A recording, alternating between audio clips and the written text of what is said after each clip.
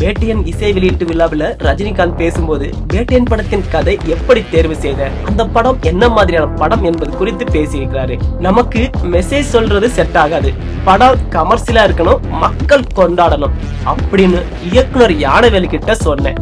Lokesh Kanagaraj Nelson மாதிரி என்னால படம் பண்ண முடியாது சார், ஆனா உங்களுக்கு செட் ஆகுற மாதிரியும் மக்களுக்கு பிடிப்பது போன்ற ஒரு கதையை பண்ணலாம் என்றார்.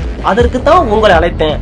ஓவர் கமர்ஷியல் வேண்டுமென்றால் லோகேஷ் நெல்சனை வைத்து படம் பண்ணிருப்பேனே என்று சொன்னேன் என ரஜினிகாந்த் வேட்டையன் இசை வெளியீட்டு விழாவில் பேசியுள்ளார். மேலும் சகுனிகள் இருக்கின்ற இந்த சமுதாயத்தில் நல்லவனாக இருந்தால் பிழைத்துக் கொள்ள முடியாது, கொஞ்சம் சாணக்கியத்தனமும் சாமர்த்தியமும் வேண்டும் என குறிப்பிட்டுள்ளார். இதனை பார்த்த ரசிகர்கள் ரஜினிகாந்த் யாரை சகுனிகள் என்று சொல்கிறார், தனது தனிப்பட்ட பிரச்சனையை மையப்படுத்தி இப்படி சொல்கிறாரா, இல்லை சினிமாவில் அவருக்கு பிரச்சனை ஏற்படுத்துபவர்களை பற்றி இப்படி சொல்கிறாரா என்று ரசிகர்கள் கேள்வி எழுப்பி வராங்க.